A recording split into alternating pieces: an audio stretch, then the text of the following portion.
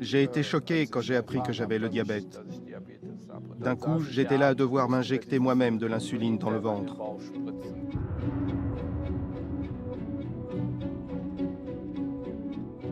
Depuis le diagnostic, ma vie est bouleversée. J'ai 29 ans, mais nous n'avons pas le projet d'avoir des enfants, à cause des conséquences financières et de ma santé.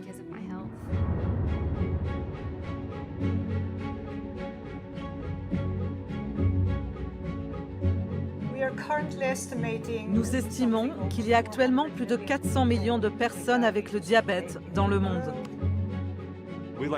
Nous décrivons cela comme une catastrophe au ralenti. Si vous additionnez les pertes de productivité, les coûts de santé, les coûts médicaux, c'est astronomique. Nous savons que les industries pharmaceutiques gagnent beaucoup d'argent avec le diabète. Le diabète est un monde merveilleux pour les compagnies pharmaceutiques.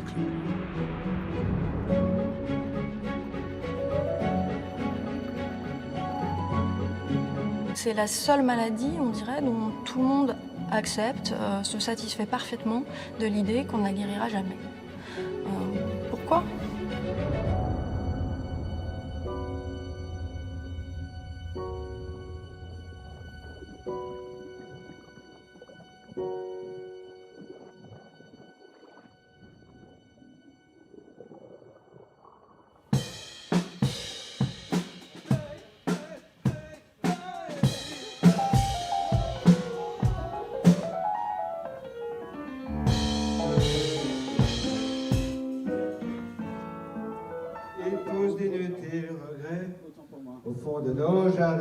Je suis né en 1963, en février 1975, je suis allé à un concert.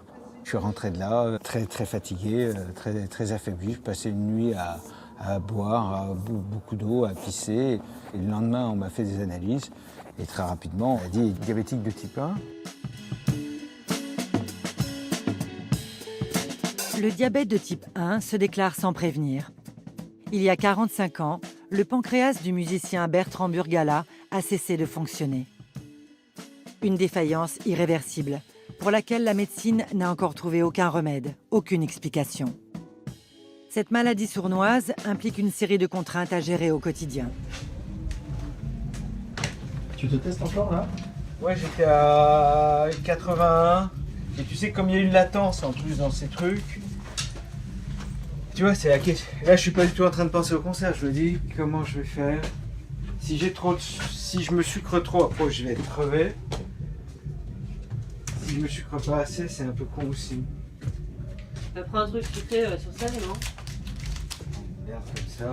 Un petit risotto dans la poche.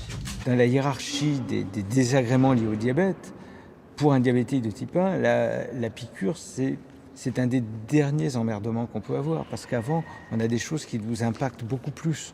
Et on est prêt à se piquer 10 fois par jour pour être bien. Ce qui nous épuise, c'est de passer tout le temps, d'avoir trop de sucre, avoir trop d'insuline. C'est toutes ces contraintes-là, le fait de devoir tout le temps penser, essayer d'anticiper. Parce que l'insuline qu'on s'injecte agit beaucoup plus lentement que l'insuline que le pancréas diffuse dans notre corps. Donc il faut tout le temps anticiper ces choses-là. Il y a tout un tas de désagréments quotidiens qui sont bien plus importants que la piqûre.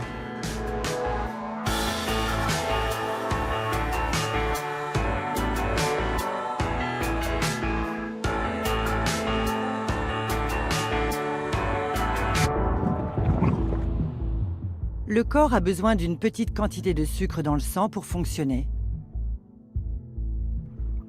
Dans la vie de tous les jours, le moindre petit effort demande de l'énergie. Il va donc puiser dans la réserve de sucre apportée par le sang. S'il en manque, le corps tombe en hypoglycémie. À l'inverse, lorsqu'on accumule trop de sucre, on peut être en hyperglycémie. Un organe vital, le pancréas, sécrète une hormone qui permet de réguler le taux de sucre, l'insuline. Quand le pancréas ne produit plus d'insuline, qu'il cesse de fonctionner correctement, c'est le diabète de type 1.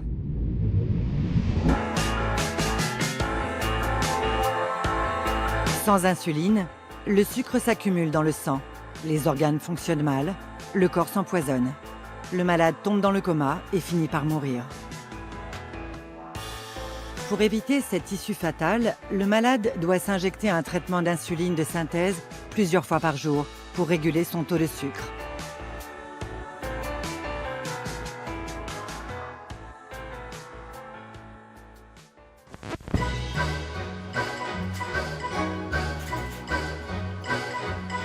À partir des années 60, avec le développement de la société de consommation, un autre type de diabète se développe. C'est le diabète de type 2. Les styles de vie et l'alimentation changent.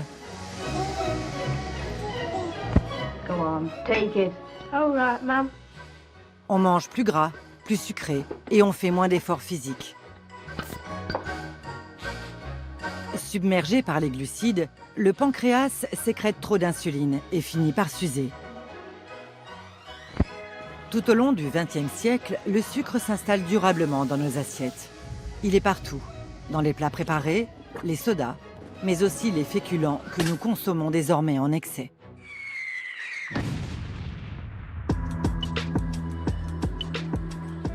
En quelques décennies, les chiffres du diabète explosent.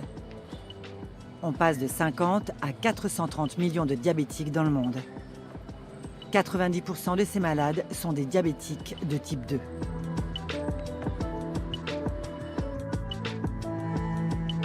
Débutée dans les pays occidentaux, aux États-Unis et en Europe, cette maladie s'est propagée sur la planète entière. Elle touche désormais aussi les pays émergents.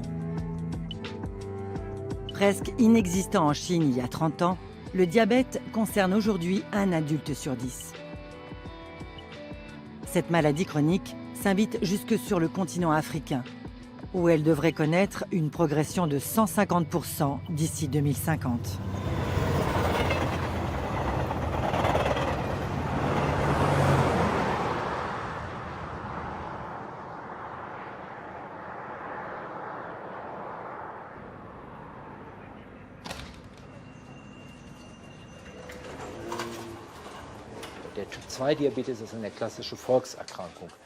Le diabète de type 2 est une maladie de société, une maladie de civilisation.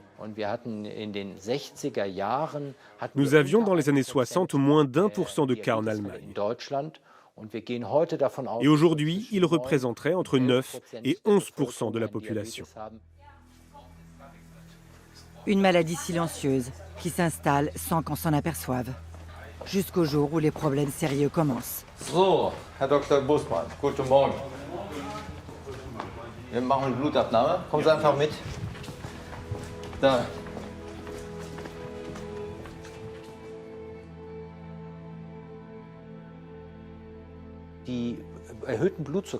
Un taux de sucre élevé dans le sang peut entraîner des complications graves. Il y a beaucoup de maladies qui se développent. Les complications microvasculaires pour les yeux et les reins, mais aussi les nerfs. Les complications macrovasculaires concernent les artères du cou et du cœur. Les personnes diabétiques ont un risque de crise cardiaque aussi élevé que les non-diabétiques qui ont déjà eu un accident cardiovasculaire.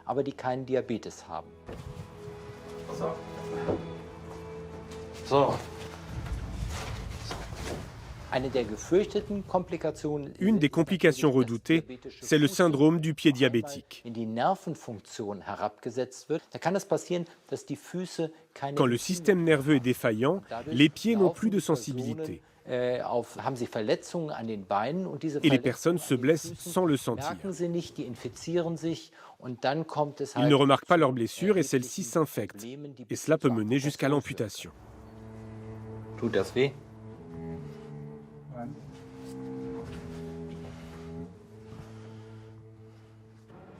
Une des premières causes d'amputation en Europe et aux États-Unis, le diabète peut aussi atteindre les reins.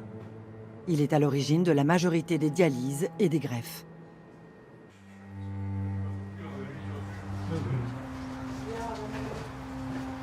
So, der Herr Dr. Forsen, ist der hier? Ja. Dann kommen Sie.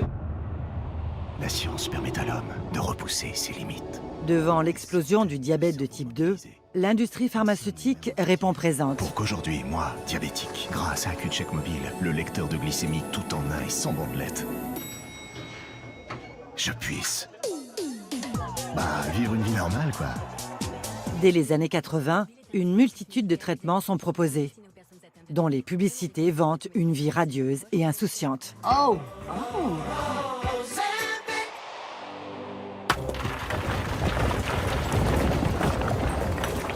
Ces patients se voient prescrire toute une gamme de comprimés pour tenter de diminuer le taux de sucre dans le sang. Ce sont les antidiabétiques oraux.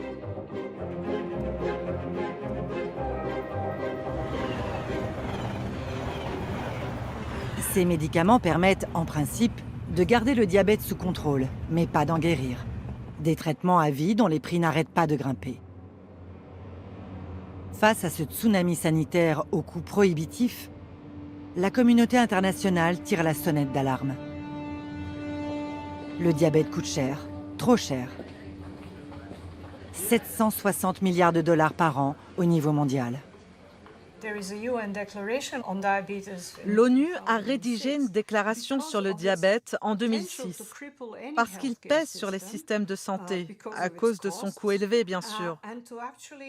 Il affecte aussi la productivité des pays en raison du nombre de personnes diabétiques qui nécessitent un traitement, qui sont invalides et incapables de travailler à cause des complications liées à cette maladie.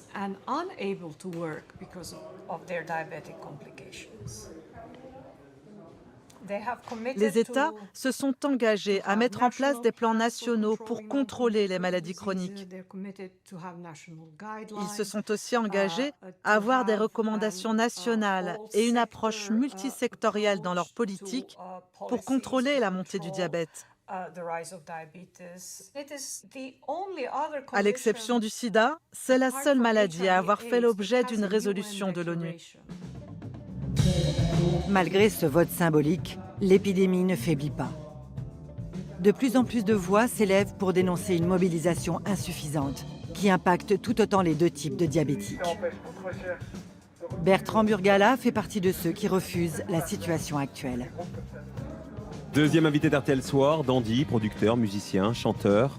Bertrand Burgala publie Diabétique. C'est très dur à dire, dites-le vous-même. Diabétiquement vôtre. Ça fait 2 fois que je me trompe chez Calmen Lévy. C'est quand même un livre qui décrit des rapports entre les patients, les médecins, les laboratoires pharmaceutiques et évidemment l'État, qu'on peut qualifier de guerre économique. Ah, vous avez parfaitement raison et vous avez très bien résumé. En 2017, il participe à la création d'une association pour diabétiques pour tenter de faire bouger les lignes. Moi, ça me rend très heureux parce que le seul but du livre, c'était de susciter un dialogue, qu'il y ait un débat. Il y avait des courriers, des choses échangées. Tout le monde disait qu'il faudrait peut-être qu'on fasse quelque chose. Il y avait un besoin d'expression. On voit toujours des témoignages qui sont faits par des boîtes de com, avec Ma pompe que du bonheur. Enfin, il y a tout un tas de trucs comme ça qui fait que, finalement, les diabétiques ont rarement l'occasion de s'exprimer. Alors, on fait énormément de choses sur le sida. Je trouve ça très, très bien. Mais on parle pas du diabète. Donc voilà, peut-être, je pense, on pourrait être l'acteur du diabète. Bien sûr. Ce serait chaud. Moi, il y a 4 axes. C'est-à-dire, il y a 4 destinataires du message. Il y a les autres diabétiques, pour les aider. Il y a l'entourage, pour faire comprendre. Il y a les médecins, pour essayer qu'ils changent d'attitude. Et puis, il y a les industriels. Et ça, on n'en a pas parlé. Et il y a quand même un sujet prix des traitements. Et il y a quand même un certain nombre de gens qui se font beaucoup d'argent sur cette maladie. Alors, type 1, surtout type 2, c'est vrai. Mais les deux, en fait. Et c'est pour ça qu'il me paraît important qu'il y ait un contre-pouvoir, qu'aujourd'hui on puisse essayer d'agir, mais pas seulement en tant que malade corporatiste, mais en allant plus loin, en essayant d'avoir une réflexion plus vaste sur tout un tas de questions de société qui conditionnent le diabète. Le début de ma démarche, c'est de dire que le diabète est une maladie qui coûte trop cher au système de santé et qui coûte trop cher en vie humaine. Et pour moi, c'est très important de ne pas oublier ça.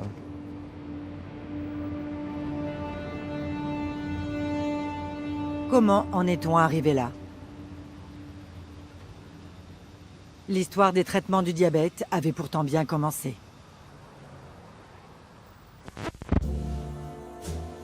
En 1921, 2 chercheurs canadiens, Best et Banting, découvrent l'insuline et parviennent à en fabriquer. Une révolution qui permet de sauver des milliers de vies.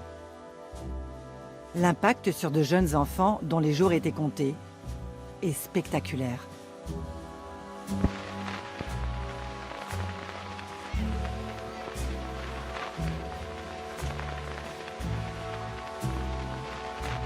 Après leur découverte, les 2 chercheurs canadiens vendent leur brevet pour $1 symbolique au laboratoire américain Lilly.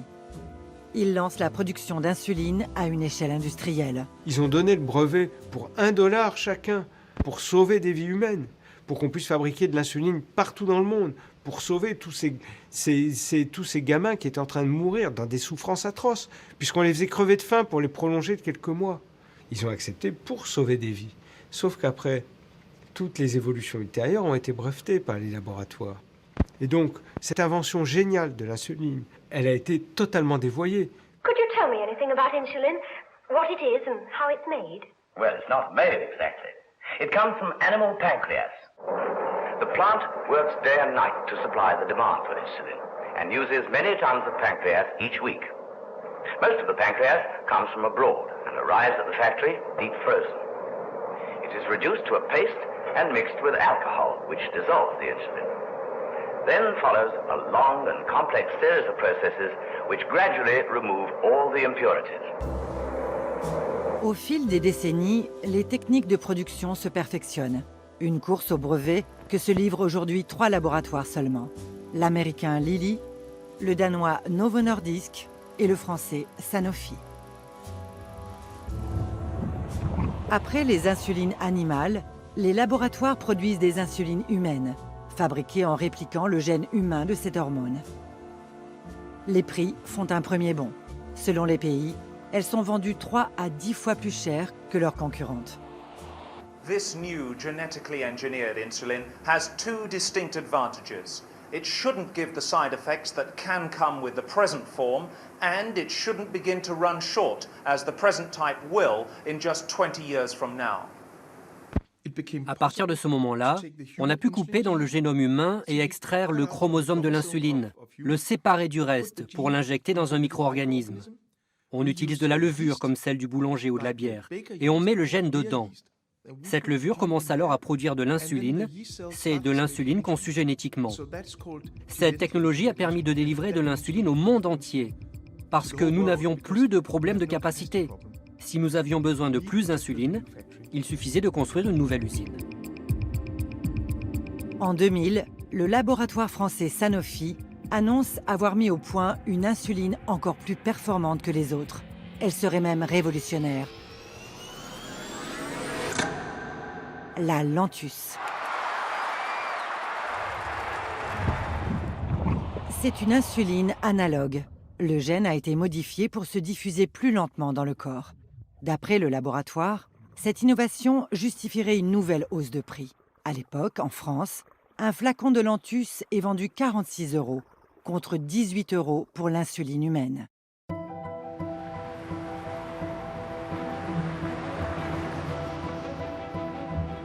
Selon le laboratoire, cette technologie permettrait de réduire le nombre de piqûres quotidiennes, une seule toutes les 24 heures. Elle éviterait aussi les hypoglycémies en pleine nuit. Un progrès majeur, selon celui qui orchestre son lancement à l'époque, Pierre Chancel. On peut vraiment dire que Lantus, comme solution d'insuline, a été une vraie révolution, absolument.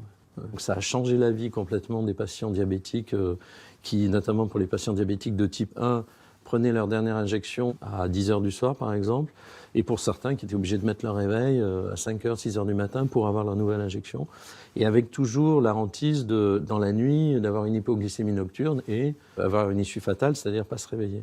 Ils ont eu un génie marketing extraordinaire. Ils ont fait croire qu'elle était plus lente que les autres, beaucoup plus lente. Ce qui était faux. Il y a toujours eu des insulines qui tenaient plus ou moins 24 heures. La preuve, c'est qu'en 1975, je faisais une piqûre par jour. Donc c'est qu'il y avait déjà des insulines lentes. Mais ils ont fait croire que leur insuline durait vraiment 24 heures, ce qui est parfaitement faux, puisque beaucoup de diabétiques sous Lantus sont obligés de faire 2 piqûres par jour pour cette insuline lente qui est censée prendre en compte leur métabolisme. En tout cas, elle n'est pas du tout régulière. Mais ça a été leur argument pour obtenir dès le début des années 2000, un taux de remboursement, un prix de vente et donc remboursé, qui soit le double de celui de leurs concurrents. C'est un scandale.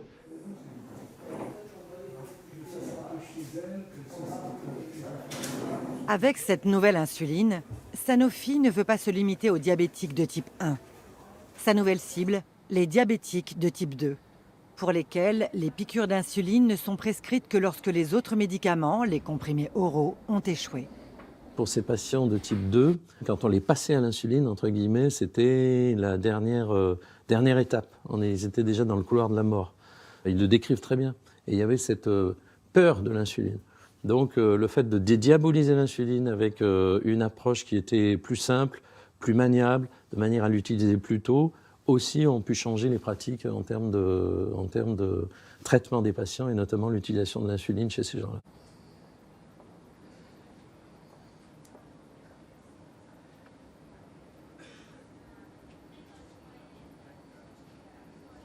Je sais que le dosage se fait là.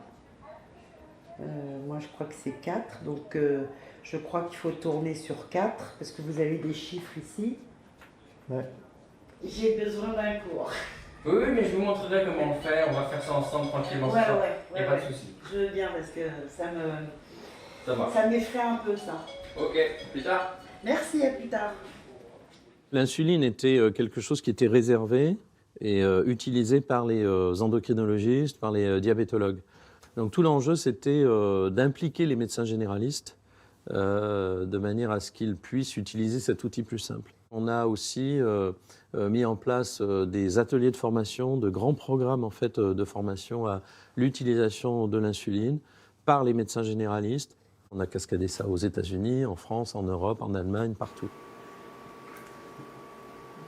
Il n'y a pas besoin de mettre... Vous faites comme d'habitude. Il faut faire exactement comme si vous alliez vous piquer, sauf que vous piquez là-dedans. Il faut toujours vérifier que, même si l'aiguille elle est neuve bien sûr et qu'on la change à chaque fois, toujours se mettre sur 2, appuyer en l'air, regarder si ça sort, pour être sûr qu'on administre bien la dose. D'accord ?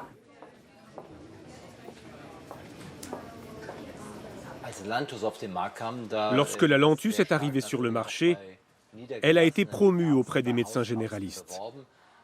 Ils ont eu recours rapidement à cette thérapie-là, prescrire beaucoup d'insuline et de façon plus précoce. Et on a dit aux patients qu'ils n'avaient pas besoin de modifier leur style de vie. L'essentiel, c'était qu'ils s'injectent assez d'insuline.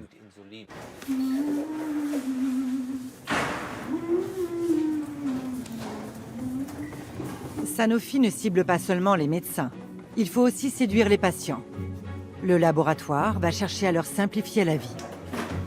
Ah, monsieur là, on fait la glycémie ?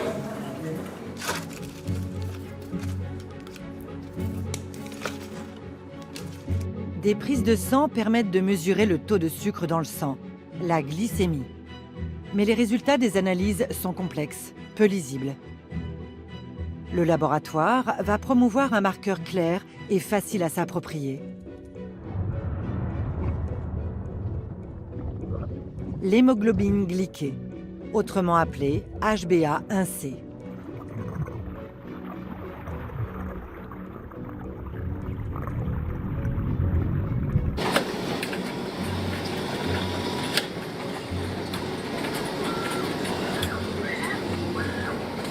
Pour cela, il lance des campagnes de prévention à destination du grand public.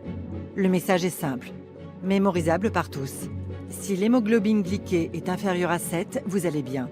Au-delà de 7, les complications surgissent. Une formidable idée marketing. Ce marqueur existait, mais en fait n'était pas le marqueur le plus utilisé, d'accord ? Donc, ce que Sanofi a fait, a été moteur dans des conférences de consensus. Donc, les conférences de consensus, c'est que vous prenez des spécialistes mondiaux que vous mettez autour d'une table, de manière à ce que les experts internationaux puissent mettre au point, en fait, un outil diagnostique et une démarche diagnostique du diabète et de ses traitements. Et donc, on a développé avec les professionnels de santé auprès du grand public des campagnes qui étaient « la vie est meilleure sous le 7 », quoi. Donc, de manière à ce que les gens identifient bien cette notion de 7. Voilà.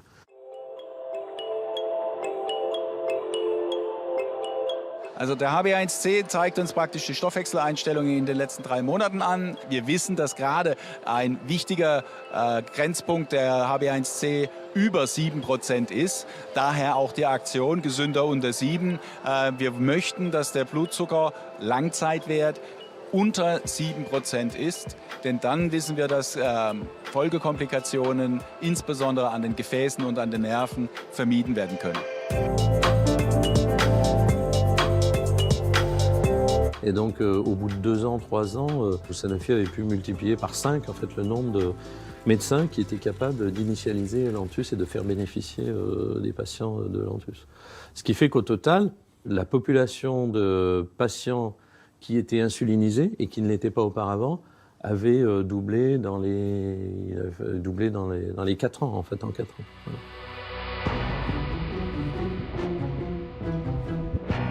En quelques années, l'insuline Lantus devient un blockbuster de l'industrie du médicament.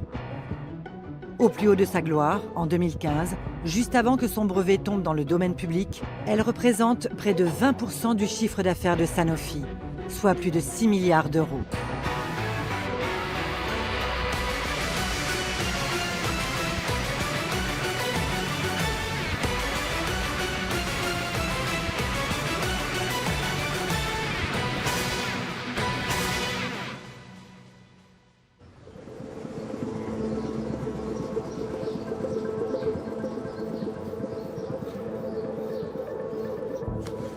En Allemagne, un médecin va faire entendre une note dissonante dans cette marche triomphale.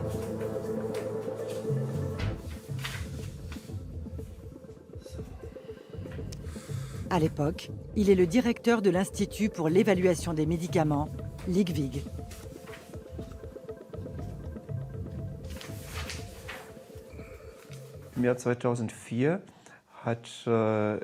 En 2004, le comité fédéral, la plus haute autorité de santé en Allemagne, a mandaté mon institut IQWiG, qui évalue la supériorité des médicaments, pour étudier cette insuline, la Lantus, pour savoir si elle avait un avantage sur les précédentes insulines et pour déterminer si le surcoût de cette insuline était justifié. Parce que cela coûtait beaucoup d'argent, ces traitements. Et donc on voulait savoir si ces coûts supplémentaires étaient justifiés, puisqu'au final, c'est la société qui doit les payer. Le résultat était qu'il n'y avait pas de différence entre les deux insulines.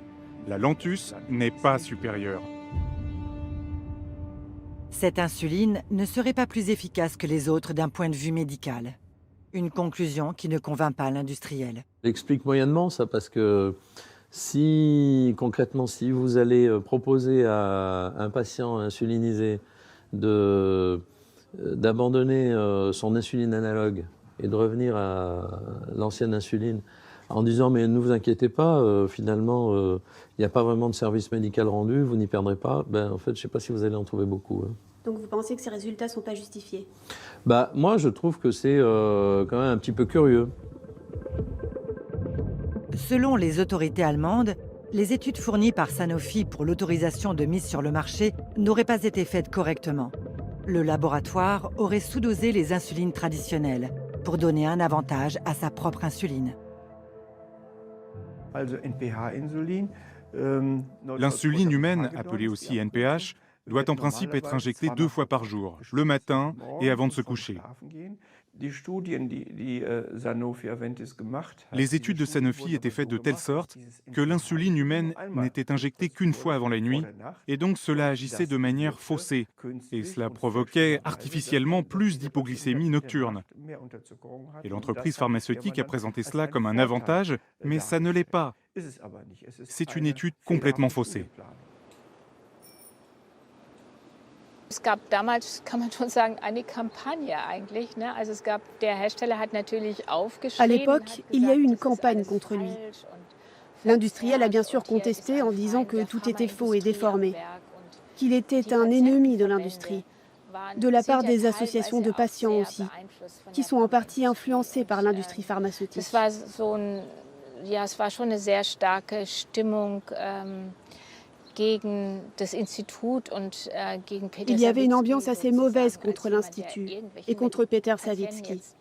comme s'il était quelqu'un qui voulait retirer les nouveaux médicaments aux patients, comme s'il cherchait à tout prix à faire des économies pour les caisses d'assurance maladie. Mais ce n'était pas du tout le cas. Il s'agissait quand même d'argent public, et cet argent est limité. Il faut bien l'utiliser. Mais pour lui, il s'agissait surtout de faire de la bonne médecine. Et cela n'a pas plu à l'industriel. Le directeur de Sanofi en Allemagne m'a invité à venir visiter le site de l'entreprise à Francfort pour discuter des résultats de notre étude. J'y suis donc allé avec plaisir. Mais au début de la visite, il m'a montré tous les immeubles d'habitation de ses employés, combien de personnes dépendaient de cette usine, combien de familles verraient leur existence menacée et combien de leurs salariés perdraient leur travail si cette évaluation n'était pas corrigée par notre institut. On vous a mis sous pression ? On a essayé. Évidemment, je ne souhaite pas que les gens perdent leur emploi, mais nous avons tout de même besoin d'un système d'évaluation des médicaments indépendant. Pas que pour l'insuline, mais nous ne l'avions pas. Aucun pays européen ne l'avait.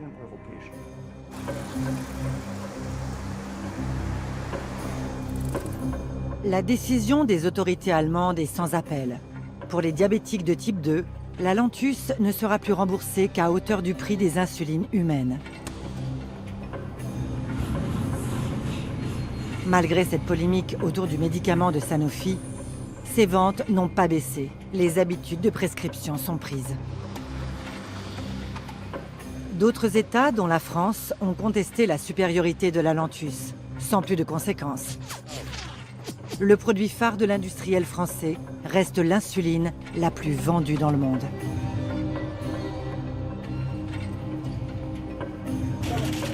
Depuis 2015, les deux autres laboratoires concurrents de Sanofi, Novo Nordisk et Lilly, proposent eux aussi des insulines lentes analogues, avec toujours plus de promesses pour légitimer des tarifs élevés. Les insulines analogues sont un gros marché. Les nouvelles insulines analogues cherchent à démontrer qu'elles sont meilleures que les anciennes insulines. Mais c'est comme pour l'iPhone 6 au lieu de l'iPhone 5. Il a peut-être une plus jolie forme, il a peut-être un meilleur appareil photo, mais à toute fin pratique, ce n'est pas très différent. C'est une stratégie marketing équivalente à ce que pouvait faire Steve Jobs lorsqu'il présentait son nouvel iPhone.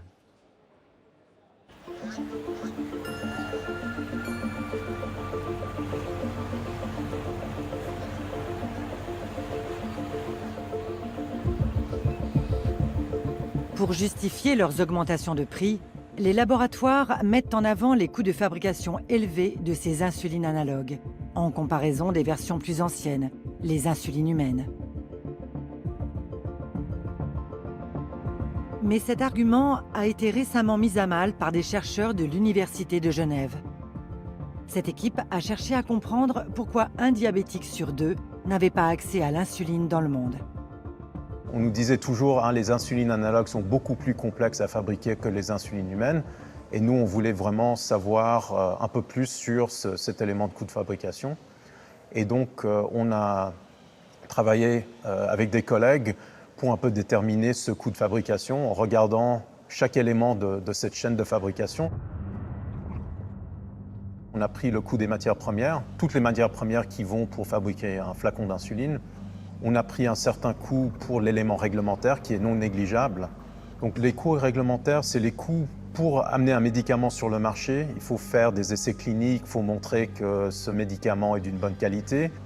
Ensuite, on a inclus une marge pour le fabricant. En parallèle, on a aussi pris les coûts d'investissement nécessaires pour l'infrastructure. On voit que le coût de fabrication pour une insuline humaine est entre 2,5 et 3,5 $ par flacon.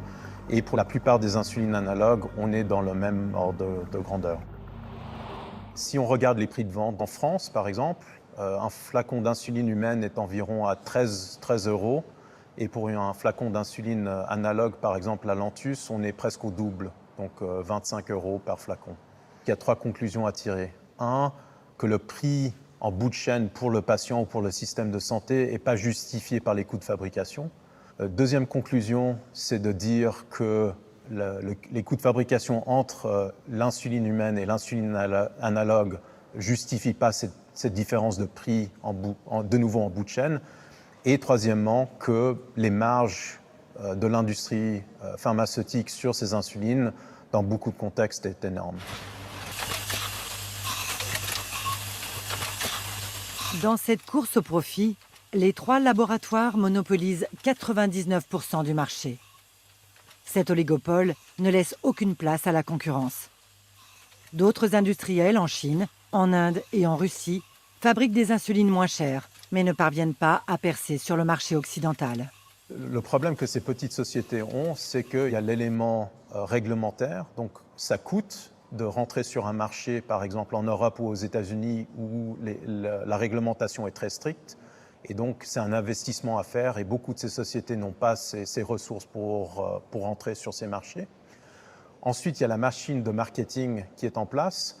Une fois que ce produit est sur le marché, il faut faire face aux barrières des prescripteurs, donc des médecins, et aussi des utilisateurs, en se disant moi, je ne veux pas un produit fabriqué en Inde ou en Chine parce que je n'ai pas confiance.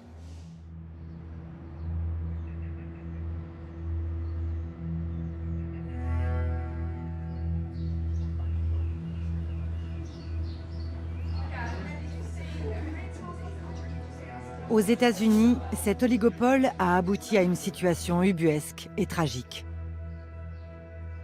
En 10 ans, le prix de l'insuline a été multiplié par 10. Alors qu'un dixième de la population est diabétique, certains malades ne peuvent plus se payer cette hormone vitale. Même en souscrivant des assurances privées hors de prix.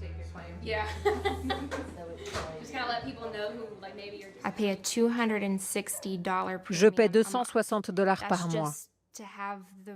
C'est juste pour avoir le droit de dire que j'ai une assurance. Ma franchise est de $14 000, ce qui signifie que je dois payer mon insuline, mes visites médicales et le reste du matériel médical de ma poche jusqu'à ce que j'atteigne $14 000. Après seulement, ils m'aident pour mon insuline. Il n'y a pas beaucoup de personnes qui peuvent payer $14 000 de leur poche chaque année. C'est quasiment impossible pour mon mari et moi.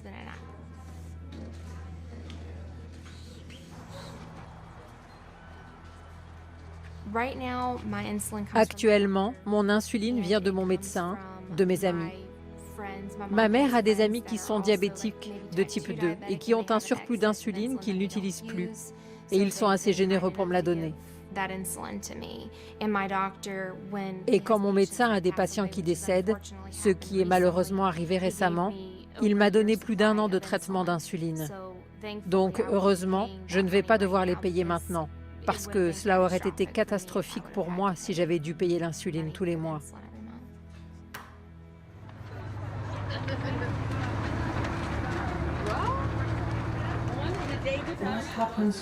Alors comment vous faites quand on ne vous donne pas de l'insuline gratuitement? Je ne sais pas. C'est quelque chose que j'ai eu de la chance de ne pas vivre jusqu'à présent, mais je l'ai toujours dans un coin de ma tête.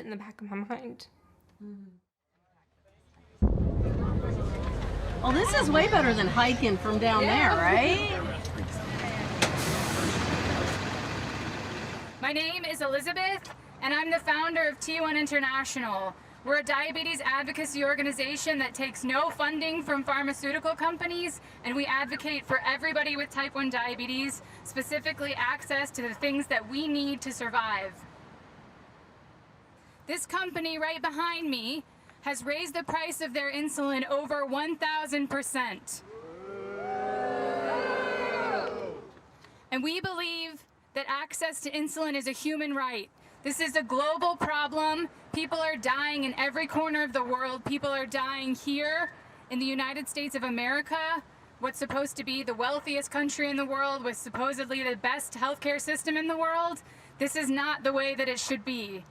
This company is putting profits over people, and we're here to say that that is not okay and that something needs to be done about it. Medicines for people, not for profits! One more time. Medicines for people, not for profits! C'est vraiment une crise. Les gens rationnent leur insuline. Ils en prennent moins qu'ils ne devraient en prendre. Parfois, ils n'en prennent pas du tout.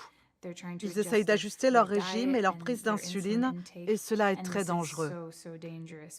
Les gens meurent à cause de cela, et ils perdent des années d'espérance de vie juste parce qu'ils ne peuvent pas se payer cette insuline. Mon mari et moi, nous n'allons pas pouvoir acheter de maison dans le futur parce que nous ne pouvons pas nous le permettre pour le moment. On ne pourra pas avoir d'enfants, c'est une charge qu'on ne pourra pas se permettre. Donc je dirais que la chose la plus importante que j'ai sacrifiée, c'est une vie de famille traditionnelle. Nous ne sommes pas sûrs de pouvoir le vivre un jour. Cela fait 8 ans que nous avons une vie pas du tout traditionnelle. Même si j'adore les moments que nous passons ensemble, cela a été très difficile. Nous avons eu beaucoup de défis à surmonter. Nous ne vivons pas les mêmes choses que les gens de notre âge. Et la chose la plus difficile pour moi, c'est la question des enfants.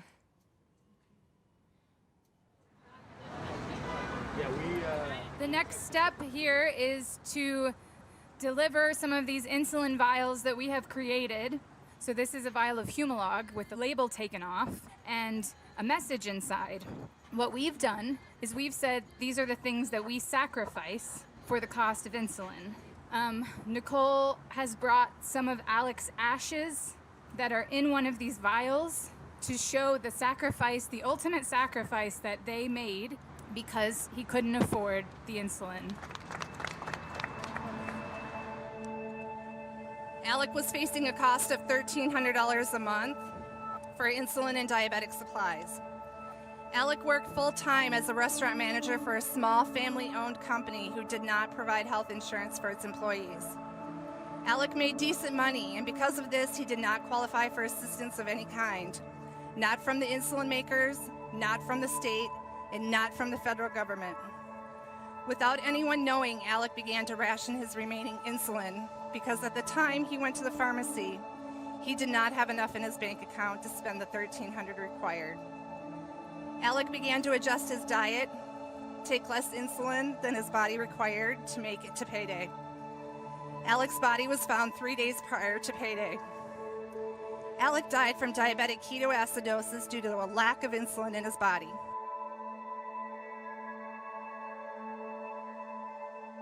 Who do you blame for these insulin price hikes? Well, you know, in the last 25 years, the pharmaceutical industry, major companies have been fined some $35 billion for collusion, for fraud, and for other illegal behavior. What we're seeing right now in terms of insulin is the prices are skyrocketing. And just coincidentally, it happens that the 3 major suppliers of insulin seem to be raising their prices at the same exact time, at the same level. So I think you have to be very naive not to believe that there is collusion. The drug companies have said that there are various reasons for the price increases. That there are changes in their drugs, that the drugs are better, that they've enhanced them, and that's why the patents change. I take it from the look on your face, you're not buying it. Not a word. Look, the drug companies, the 5 major drug companies last year made $50 billion in profits. They have well over 1,000 lobbyists here in Washington, D.C. They provide hundreds of millions of dollars in campaign contributions. Their job and what they do is charge the highest prices they possibly can, the highest prices in the world. Their business model is greed. Their policies literally are killing people who cannot afford the medicine that is needed. We need major, major reform in the pharmaceutical industry. Aux États-Unis, les laboratoires sont-ils coupables d'ententes illicites sur les prix de l'insuline? Début 2019, le Congrès américain a demandé aux laboratoires de se justifier sur ces fortes hausses des prix. Les 3 principaux fabricants d'insuline reportent la faute sur le système de santé américain et ses nombreux intermédiaires. Today, the Subcommittee on Oversight and Investigations is holding a hearing entitled, quote, "Priced Out of a Life-Saving Drug, Getting Answers on the Rising Cost of Insulin." So, Mr. Mason from Eli Lilly, who is making a profit from these increases in insulin prices? I think, first of all, we don't want anyone not to be able to afford their insulin. Who's making a profit with these increases in insulin prices that patients have to pay for?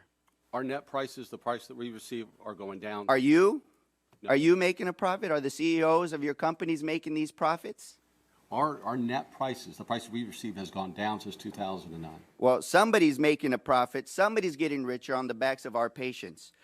Mr. Langa from Novo Nordisk, what entity in this supply chain is prioritizing affordability and access of insulin for patients? Well, we'd like to think we are. I mean, we participate in as many formulators as we can. As I've mentioned, that is critically most important. We have patient assistant programs as well as copay assistant programs. So who's making a profit then?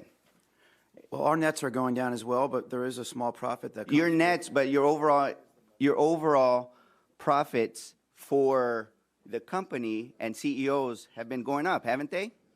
No, our profits. Take-home pay from CEOs? Our been relatively stable. From CEO pay hasn't gone up in the past several years.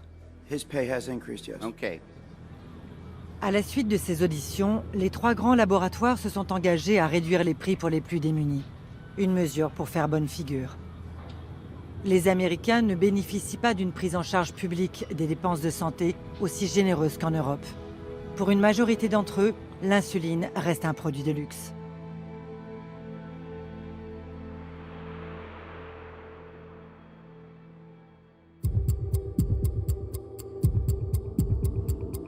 Le prix de cette hormone de synthèse n'est qu'un des enjeux liés au traitement de la maladie. Un autre problème peut avoir des conséquences graves, voire fatales.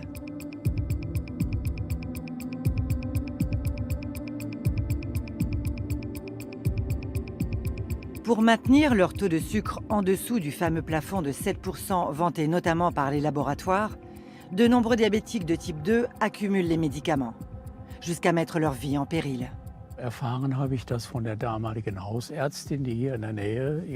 J'ai appris ma maladie par mon médecin de famille à l'époque, pas loin d'ici. Il me faisait mon bilan annuel et m'a dit « Votre taux de sucre est trop élevé. Vous devez prendre des médicaments. » Et donc j'ai vécu comme ça de nombreuses années. Mais au bout d'un moment, le taux de sucre s'est remis à grimper, jusqu'à 11%. C'était le summum. Et le poids aussi a augmenté, jusqu'à atteindre 114, 115 kilos.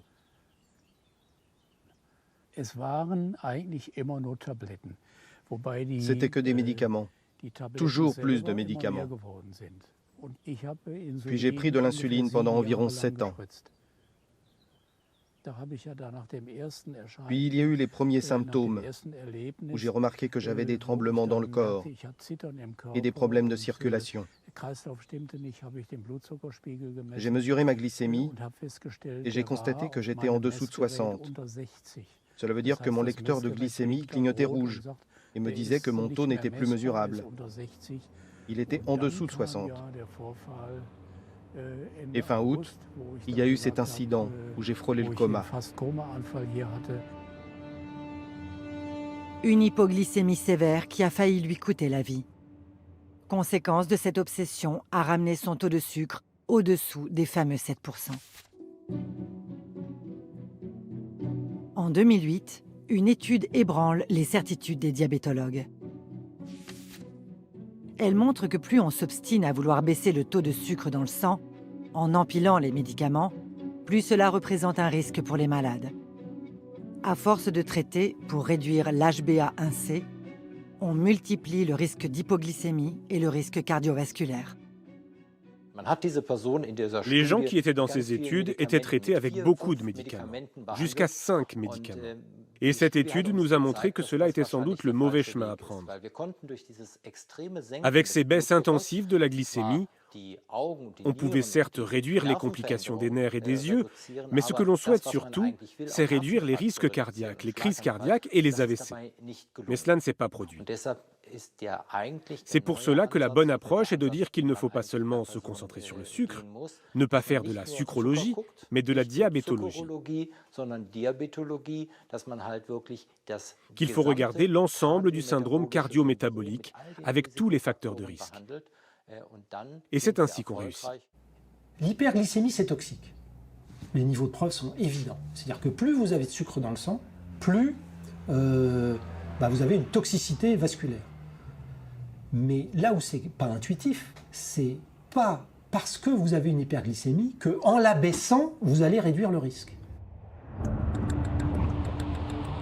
C'est-à-dire que c'est un marqueur du risque, plus elle augmente, plus vous êtes à risque, mais c'est pas parce que vous la baissez que de manière linéaire ou même automatique, ça va baisser le risque. Et on sait bien dans les grandes études qu'il y a eu que si vous voulez vous acharner à baisser trop la glycémie, vous augmentez le risque. Donc paradoxalement, là c'est démontré que si vous voulez mettre des traitements intensifs pour faire trop baisser la glycémie, pour la remettre à un chiffre le plus près possible de ceux qui n'ont pas de diabète, on pourrait penser que vous allez aller comme les patients qui n'ont pas de diabète. Et en fait, vous faites pire que si vous laissez la glycémie plus élevée. Non seulement les patients, ils ont plus de complications que s'ils n'ont pas de diabète, mais ils ont plus de complications que ceux dont la glycémie reste plus haute. Ils sont hospitalisés, ils ont des hypoglycémies graves iatrogènes dues aux médicaments, et les hypoglycémies, ça peut être extrêmement sévère. Vous avez une augmentation de la mortalité. Le diabète de type 2 représente la grande majorité des diabétiques. Et cela représente beaucoup d'argent à gagner. Les entreprises pharmaceutiques et les grands professeurs payés par les industriels veulent donc à tout prix que ces patients-là aient le taux de sucre dans le sang le plus bas, parce qu'ils peuvent ainsi leur prescrire davantage de médicaments, de l'insuline, mais aussi d'autres médicaments.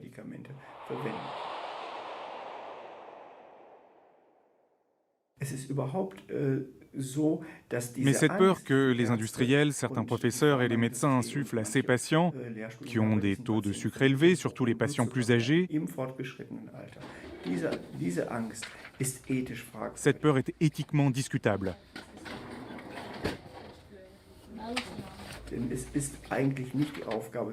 En principe, c'est le devoir des médecins de ne pas faire peur aux patients pour qu'ils prennent un médicament.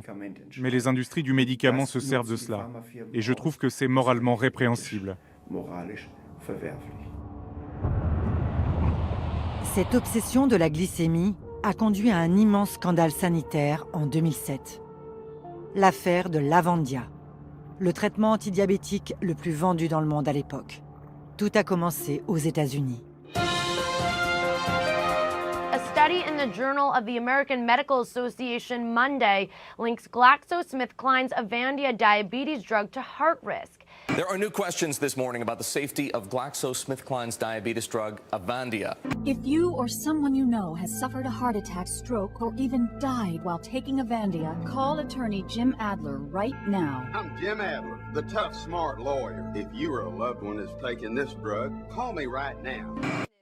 Le scandale éclate grâce au professeur Steve Nissen, cardiologue à Cleveland. Look, bottom line, should Avandia be pulled? I think it's time. Look, we have 12 classes of drugs to treat diabetes. We have another drug in exactly the same class as Avandia.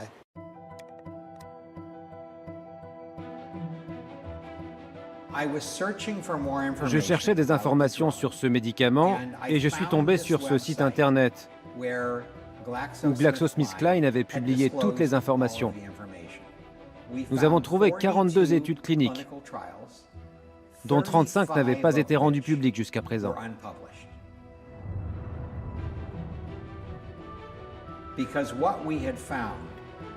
Nous avons découvert qu'il y avait 40% de hausse d'infarctus du myocarde, de crise cardiaque,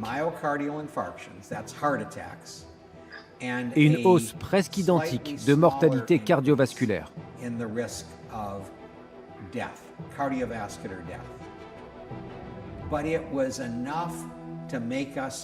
Mais cela était suffisant pour nous faire penser que ce médicament contre le diabète, qui était le plus vendu au monde à l'époque,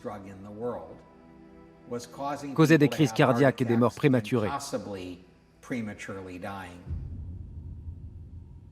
Avandia is a commonly prescribed diabetes drug that, according to the study, increases the risks of heart disease, stroke, and death. About 80,000 people 80 000 personnes environ auraient eu des crises cardiaques à cause de l'Avandia. Et donc je me suis dit qu'il y avait une urgence extrême à publier cette information parce que la vie des gens était menacée.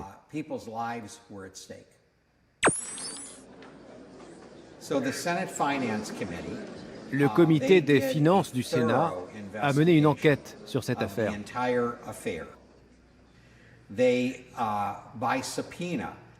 Ils ont réussi à obtenir les mails internes de GlaxoSmithKline qui ont révélé que le laboratoire savait ce qu'il se passait. Ils n'ont pas informé les patients. Ils n'ont pas informé les médecins. Ils ont simplement rangé cette information dans un classeur et n'en ont parlé à personne. C'était vraiment choquant. Comment les effets secondaires de cet antidiabétique star ont-ils pu échapper à tous les systèmes d'évaluation des médicaments en Europe comme aux États-Unis? Cet ancien agent de la Food and Drug Administration, l'autorité de contrôle américaine, est l'un des rares à parler ouvertement. Il dénonce un manque de transparence. La majorité des essais sur les médicaments sont réalisés par les entreprises elles-mêmes. Toutes les informations passent par l'entreprise. Ce que nous obtenons, ou ce que la FDA obtient, je dois dire maintenant que je n'y suis plus, ce sont les informations via la compagnie. Leurs statisticiens et leurs avocats ont passé en revue chaque mot de ce dossier, chaque nombre qu'elle contienne. L'étude record sur l'Avandia était en cela significative. Ils ont payé toute l'étude. Généralement, dans le cadre d'un essai clinique, sur les sites où l'on observe les patients, on recueille des informations très détaillées. Par exemple, il y a eu des formulaires de déclaration de cas spécifiques qui signalaient si le patient avait eu une crise cardiaque présumée. Il est intéressant de noter que GSK, dans le dossier déposé à la FDA, n'a même pas envoyé ces documents. Je pense que c'est complètement inacceptable. Il y a une obligation à fournir ces informations. Mais s'ils ne les envoient pas, il n'y a pas d'autorité publique pour faire respecter ça. Les prescriptions de l'Avandia sont depuis restreintes aux États-Unis. L'Europe est allée beaucoup plus loin. Le médicament y est désormais totalement interdit. Ce scandale a surtout mis en évidence un problème propre aux antidiabétiques. Les autorités de santé se focalisent sur un seul critère pour autoriser leur mise sur le marché, la baisse du taux de sucre dans le sang. Les règles d'approbation des médicaments contre le diabète à cette époque requéraient très peu d'informations. Il suffisait de montrer qu'il faisait baisser le sucre dans le sang. Mais cela ne signifie pas pour autant que le médicament n'avait pas d'effet secondaire sur un autre organe.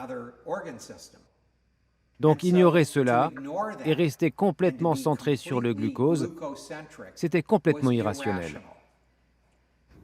Ces médicaments-là n'ont pas été évalués correctement.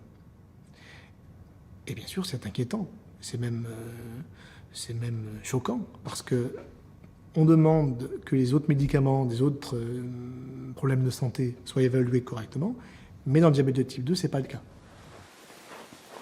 Aujourd'hui, le standard, c'est l'essai clinique, je n'ai pas des mots un peu compliqués, mais l'essai clinique randomisé en double aveugle. C'est une étude expérimentale où on prend deux groupes de patients. À l'un, on donne le médicament qu'on veut l'évaluer, l'efficacité, et à l'autre groupe, on donne un placebo. Eh bien, dans le diabète de type 2, il n'y a pas ce genre d'études. C'est ça qui est complètement ahurissant. Donc pourquoi ces médicaments ne sont pas évalués correctement? Il me semble que c'est lié au fait que les experts actuels considèrent que dès qu'un médicament diminue la glycémie, il est forcément bénéfique. Donc ils n'ont pas besoin de ce niveau de preuve, en fait, pour être convaincus qu'il faut prescrire ce traitement. En fait, l'efficacité sur la glycémie leur suffit, parce qu'ils pensent que c'est forcément bénéfique.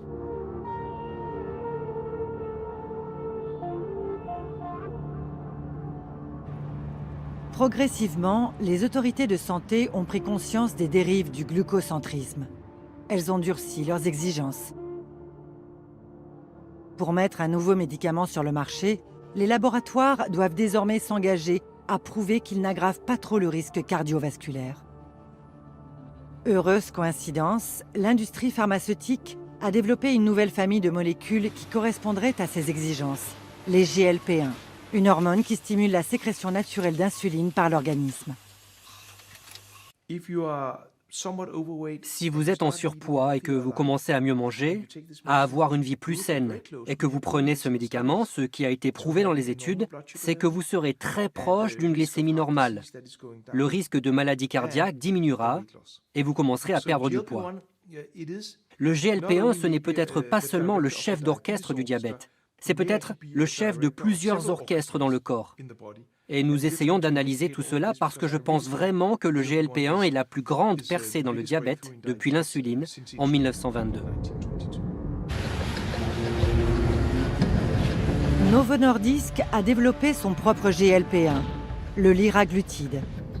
Cette nouvelle molécule a rapidement conquis certains experts en diabétologie qui s'emploient à convaincre les médecins de l'adopter.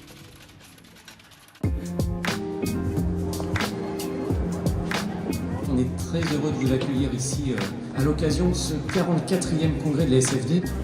Chaque année, la Société francophone de diabétologie réunit des experts reconnus du diabète.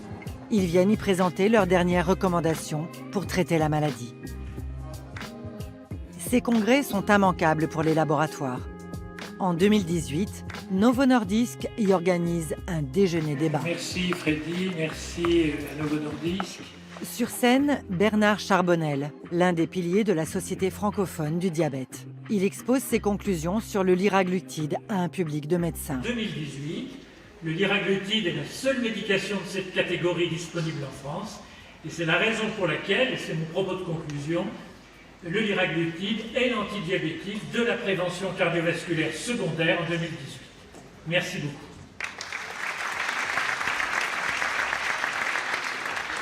En 2020, actuellement, il y a 2 nouvelles classes thérapeutiques, ce qu'on appelle les GLP-1, qui sont des injections. C'était 1 fois par jour, c'est maintenant 1 fois par semaine.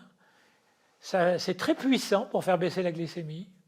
Ça fait maigrir, ça ne donne pas d'hypoglycémie. Et en plus, ça a un bénéfice cardiovasculaire, c'est-à-dire ça prévient l'infarctus du myocarde, l'AVC, la mort cardiovasculaire. Ces classes thérapeutiques sont un progrès majeur. Dans quelle mesure peut-on se fier à la parole du professeur Bernard Charbonnel quand il vante les mérites du liraglutide? Ce diabétologue reconnu par ses pairs assume volontiers ses liens avec les laboratoires. En 8 ans, selon ses déclarations publiques, il aurait perçu près de 480 000 € des entreprises pharmaceutiques, dont Novo Nordisk. Je ne crois pas qu'une discussion sérieuse sur les progrès en diabétologie doivent être en permanence polluées par des considérations que, sous prétexte qu'on a participé à des études dont je ne vois pas très bien comment on peut faire avancer la science sans participer à des études, d'entrée de jeu, la réponse c'est « votre parole n'est pas légitime ». Donc si on pense que ces recommandations sont biaisées, que les gens le disent en expliquant pourquoi, mais moi je souhaite avoir cette influence, non pas pour influencer à titre personnel je ne sais qui, mais au nom de la Société française de diabète qui traduit une opinion consensuelle des meilleurs experts français. Ce consensus n'est pourtant pas total. Selon la Haute Autorité de Santé, les GLP-1 n'apportent qu'un bénéfice mineur par rapport aux autres traitements. Ils ne doivent être utilisés que pour certains profils de patients qui réagiraient peu ou mal aux autres médicaments. Prescrire les traitements plus anciens et moins coûteux permettrait d'économiser 6 millions d'euros par an selon l'assurance maladie. Bon, loin de moi l'idée de polémiquer, c'est pas du tout mon but et en plus c'est ridicule, avec la Haute Autorité de Santé.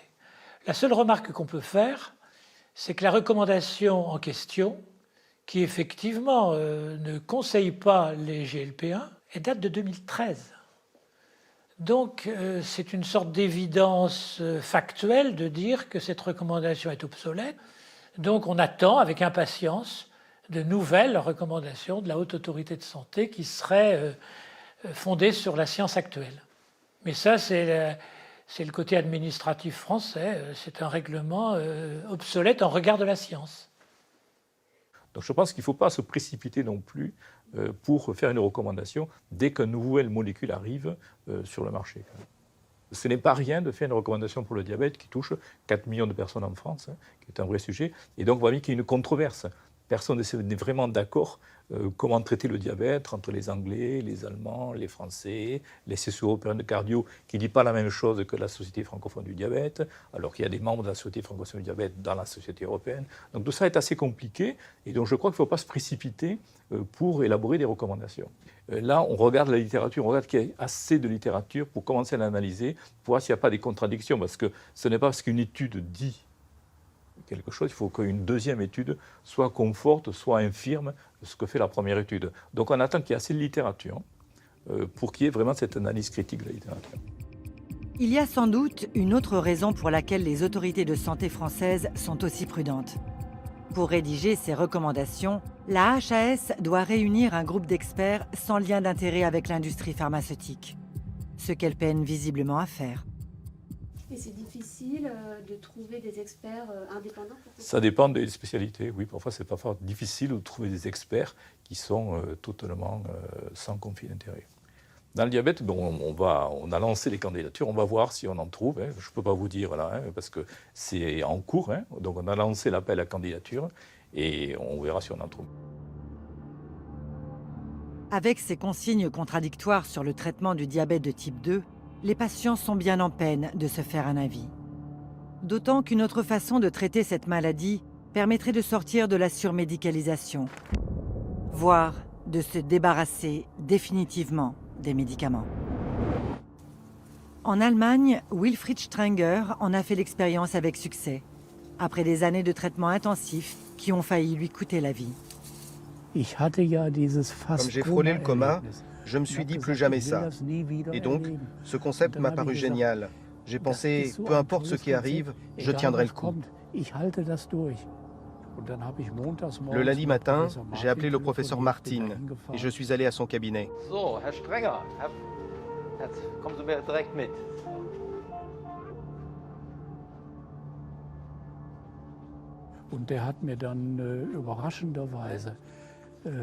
Et il m'a étonnamment dit des choses très positives, juste après les prises de sang. Il a dit que mon pancréas fonctionnait encore et il pensait que je pourrais guérir tout seul, sans insuline.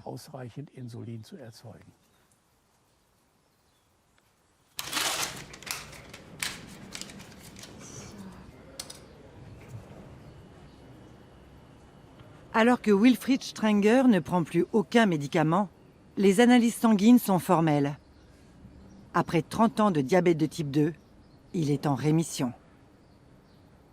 Pour y arriver, le médecin lui a proposé une méthode radicale, un régime très strict, mis au point par une équipe de chercheurs britanniques. Pendant 3 semaines, le diabétique a pris une boisson à base de soja, très faible en calories. Ensuite, il a poursuivi avec un régime sans hydrate de carbone, c'est-à-dire sans sucre. La rémission du diabète de type 2 passe obligatoirement par une forte perte de poids. Wie geht's Ihnen denn? Wie ist es denn zu Hause so gegangen vom Herzen her? Vom Herzen her ist es gut gegangen. Das ist auch der Grund, weshalb ich sehr viel getan habe. Ich habe im Haus viel gearbeitet. Und dann habe ich ja einen Garten mit über 90 Rosen. Die gucken mich immer böse an, weil sie Wasser brauchen. Beim Typ-2-Diabetes hat man lange geglaubt. Dans le diabète de type 2, on a longtemps cru qu'une fois qu'on avait le diabète, on l'avait à vie. Puis un jour, un groupe de chercheurs anglais a réalisé une étude sensationnelle. Ils ont pris des personnes qui avaient un diabète depuis quelques années, leur ont fait perdre beaucoup de poids et ont pu démontrer que 50 à 80% d'entre eux, selon le poids qu'ils perdaient, parvenaient à une rémission du diabète sans aucune opération, juste par une perte de poids radicale.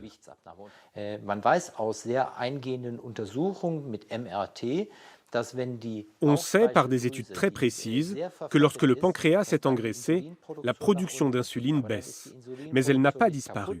Les cellules qui la produisent sont juste endommagées.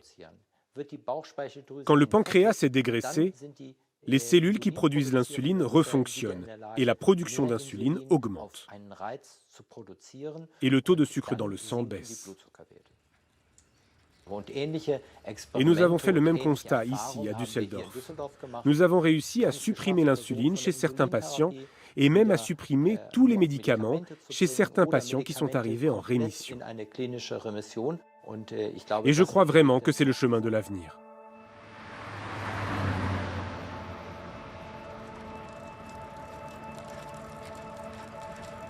Bei dem Gewichtsverlust kann ich Diabetesmedikamente absetzen, ich kann Blutdruckmedikamente absetzen. Avec le changement de style de vie et avec la perte de poids, je peux supprimer les médicaments contre le diabète.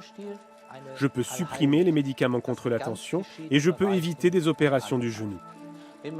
Si on additionne tous ces coûts des complications liées au diabète, on s'aperçoit que l'on pourrait économiser beaucoup d'argent. De l'argent que l'on pourrait par ailleurs investir dans ce domaine. Mais la vie générale, c'est de croire que cela ne sert à rien. Que cela ne sert à rien de le tenter. Et ce problème, ce sont les politiques qui devraient s'en emparer. Mais il y a toujours le poids de l'industrie pharmaceutique derrière, qui n'a aucun intérêt à aller dans cette direction. Et cela me rend très triste et méfiant. Quelques milliers de patients ont déjà suivi cette méthode aux États-Unis et en Europe. Mais elle ne fonctionne qu'au prix d'efforts considérables et d'une grande motivation. Seul un tiers des diabétiques de type 2 qui commencent à suivre ce programme pourront espérer guérir un jour. La majorité des malades devront continuer à vivre avec leur traitement. Une contrainte financière lourde dans les pays riches et inaccessible dans les pays émergents. En même temps, mieux. Le diabète est une maladie silencieuse. Il sévit dans ton corps pendant 10 ans avant de se déclarer. Il faut te faire dépister maintenant, sinon il va te tuer. Docteur Bodo Jaco, à ODCI, c'est le travail qui paye. Sur le continent africain, le diabète est une bombe à retardement. Selon la Fédération internationale du diabète, il concernera 47 millions de personnes dans 20 ans. La moitié des diabétiques n'y seraient pas recensés par manque de suivi médical. On est en train, malheureusement, avec la mondialisation, de copier le mode de vie occidental. On est de plus en plus sédentaire, on ne va plus au champ, on a des véhicules pour nous déplacer, le mode de vie, le mode alimentaire a changé, on mange plus gras, on mange plus sucré, on mange plus salé. Et donc, ce n'est pas surprenant qu'on ne soit plus à l'abri de ces maladies-là. Le Sénégal semble avoir pris la mesure du fléau. 5% de la population y est déjà diabétique. Faute de moyens pour prendre en charge un trop grand nombre de malades, les autorités de santé font le pari de la prévention. À Dakar, l'hôpital public propose des ateliers pour apprendre à mieux s'alimenter. yooyu yëpp dinaa si wax daa am meew yu niin bat yu xaw a niin ak yu niinut meew yi nga xamante ni nii diabétique mën na koo jël mooy comme bii bleu demi écrémé yi diabétique mën na ko naan boo jàngee nga lire nañ si def les demi écrémé d'accord. On commence toujours par dire aux patients que si le diabétique a une alimentation particulière, c'est parce que le reste de la population mange trop mal. Ça donne un peu le patient à avoir du courage pour suivre son régime. Parce que l'idée qu'il a initialement, c'était quoi? Le régime est sévère. C'est-à-dire l'alimentation du diabétique, c'est pas facile à appliquer. C'est fait pour les personnes riches, mais pas pour les personnes pauvres, etc. Et en réalité, c'est pas ça. Ce qu'on demande aux diabétiques, c'est d'avoir une alimentation équilibrée et saine. Maintenant, l'objectif, c'est d'aider aux patients de comprendre qu'est-ce que c'est qu'une alimentation équilibrée et saine. Boisson gazeuse là yi dëgg la amuñu suukar suukaru diabète lañ ko suukar day am édulcorant mais seen jàpp mooy amuñu ay éléments nutritifs defaree wuñ ko ay fruits kon yii jaruñu abuser. Nous n'avons pas les moyens de cette médecine curative. Personne n'en a les moyens d'ailleurs. Nous avons, il y a quelques années, évalué le coût d'une amputation pour lésion du pied chez le diabétique.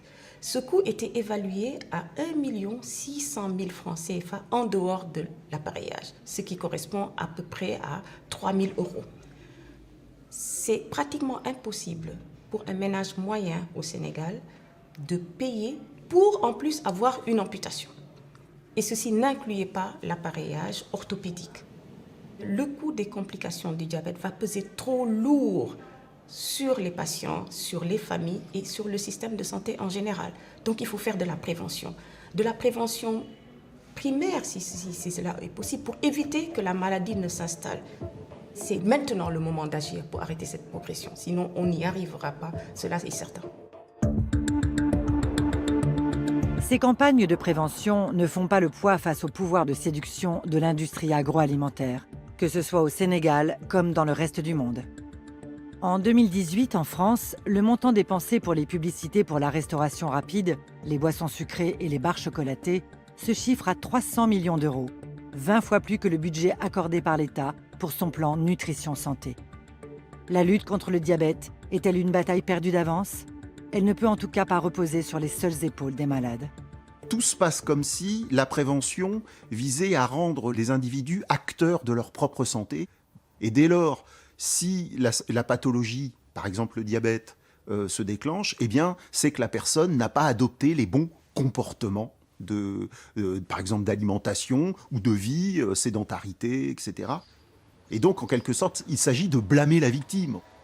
Mettre l'accent sur l'individu, ça permet de mettre au second plan, ou en tout cas d'être relativement aveugle aux déterminants, ce qu'on appelle les déterminants sociaux de la santé, c'est-à-dire tout ce qui est lié aux stress environnementaux. Dès lors que vous voulez agir sur les environnements de vie des gens, les conditions de vie, les conditions de travail, les conditions de logement, l'alimentation, vous vous heurtez d'emblée à la fois à des choix de société assez fondamentaux, l'agriculture intensive par exemple. Et donc ces lobbies font très peur en fait donc, aux hommes politiques. Donc d'emblée, ils préfèrent définir la prévention comme une action sur les comportements individuels. Les États doivent faire beaucoup d'efforts, mais pour cela, il faudrait une vraie volonté politique. La situation n'a pas progressé autant que nous l'espérions. Il doit y avoir plus d'efforts, plus d'investissements pour contrôler les maladies chroniques.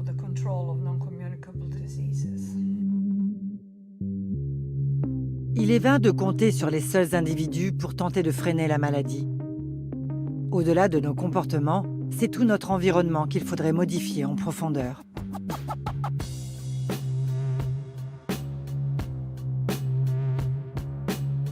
Une ville l'illustre à l'extrême, Baltimore. C'est l'une des plus pauvres de la côte est des États-Unis et un tiers de la population y est diabétique. Ici, l'accès à une alimentation saine a disparu des quartiers défavorisés. Les supermarchés ont été remplacés par des corner stores, plusieurs centaines d'épiceries de quartier qui ne proposent que des produits industriels et transformés. Peu de produits frais, aucun légume, un désert alimentaire. Dans une même rue, vous allez trouver un magasin de boissons, un corner store. Vous allez trouver un Burger King. Mais il n'y a aucun magasin d'alimentation. Il y a un tas de boutiques qui ouvrent, mais c'est choquant de voir qu'on ne trouve rien pour s'alimenter. Par contre, vous pouvez trouver de quoi acheter de l'alcool, des cigarettes, tout ce que vous voulez. Et cela montre bien la façon dont les gens nous considèrent. Ce système crée des commerces qui gagnent de l'argent dans nos villes et qui choisissent délibérément de s'installer dans nos communautés. Et ce ne sont pas des commerces alimentaires.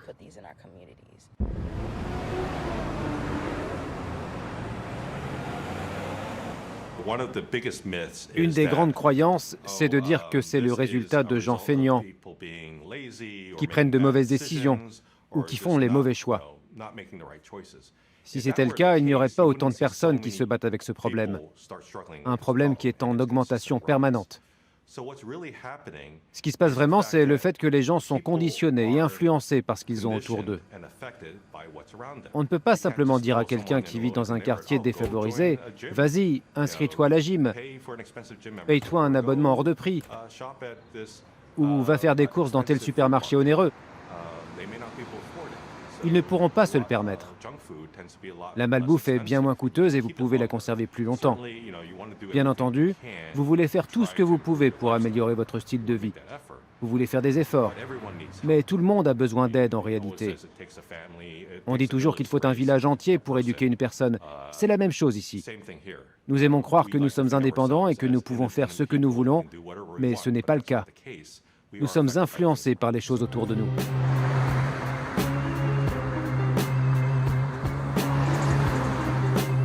Face à cet abandon des pouvoirs publics, de maigres initiatives locales émergent pour pallier l'absence de nourriture saine.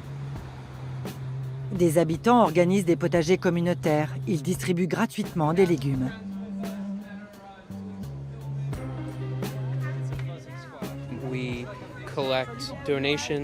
Nous collectons la nourriture invendue des épiceries locales et des fournisseurs. En ce moment, nous arrivons à rassembler environ 2000 kilos chaque semaine. C'est un projet de la Baltimore Free Farm, qui est un centre communautaire, un collectif de personnes, d'artistes, de militants et de fermiers.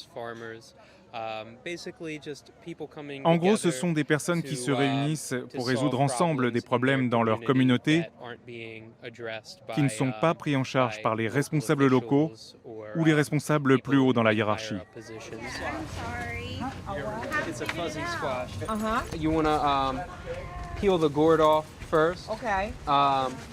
And hollow it out and dry the gourd out and make a bowl out of it. The gourd is that thick. Oh, cute. If you just want to live, si vous voulez juste vivre, vous pouvez manger de la malbouffe toute votre vie. Vous pouvez manger au McDo ou des choses comme ça, qui sont le genre de nourriture en général accessible dans ce type de désert alimentaire. Quoi qu'il en soit, je dirais que le besoin de nourriture saine est universel. C'est quelque chose, même si vous ne savez pas que vous en avez besoin, votre santé va en être affectée si vous en manquez. Tout le monde a besoin, tout le monde mérite un accès à de la nourriture saine. Mais ces initiatives sont bien fragiles face à l'ampleur de ce désastre sanitaire. Et elles ne prennent en compte qu'une partie du problème lié au diabète, l'alimentation. Un problème de santé n'est pas seulement un problème de santé. C'est un problème économique, c'est un problème environnemental, et inversement. Les problèmes économiques ou les décisions économiques, les décisions environnementales ne sont pas dépourvues de problèmes de santé. Tout a un impact sur la santé.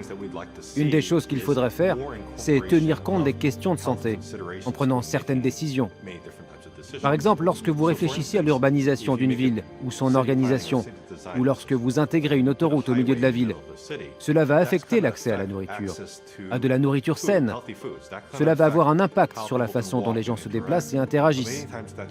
Mais souvent, ce n'est pas pris en compte au niveau de la planification de la ville. Donc il faut vraiment commencer à intégrer toutes ces questions de santé dans ce genre de décision. Je pense qu'à terme, on a gagné. Mais le problème, c'est de savoir quand est le terme. C'est-à-dire que tout ce qu'on dit là, ça sera des espèces d'évidences bibliques dans un certain nombre d'années. Mais entre-temps, il y a plein de diabétiques qui seront morts de façon complètement inutile. Il y en aura qui auront été soignés de façon lamentable. Il y a plein d'argent qui aura été dépensé de façon complètement inutile sur des traitements survendus, etc. Mais ce complexe diabético-industriel, il sera balayé.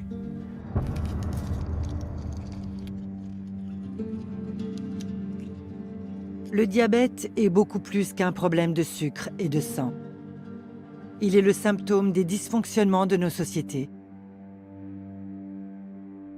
Tant que l'inertie des États ne sera pas remise en cause, il continuera à gagner du terrain.